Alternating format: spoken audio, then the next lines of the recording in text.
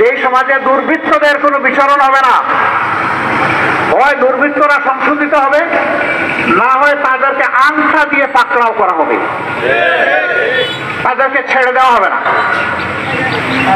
এখন দুর্বৃত্তরা দুর্বৃত্তপনা করে, আর বড় বড় নেতারা তাদেরকে প্রশ্রয় দেয় এবং পালন পোষণ করে। এরা তাদেরই আশ্রয়ে প্রশ্রয় বড় হয়ে ওঠে, কারণ ওরা চুরি করে, চামারি করে, চাঁদাবাজি করে, দখলদারি করে, বিভিন্ন ধরনের অপরাধ করে, ডাকাতি করে তাদেরকে একটা অংশ এনে দেয়, তাদের শক্তি বৃদ্ধি করে। আল্লাহর কসম, আমরা এই ধরনের দুর্বৃত্ত দিয়ে আমাদের দলের শক্তি বৃদ্ধি করতে চাই না,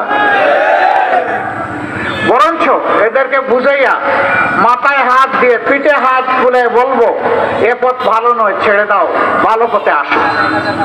আসলে ভালো, না আসলে আল্লাহ যেন উপযুক্তটা করার তৌফিক আমাদেরকে দান করেন।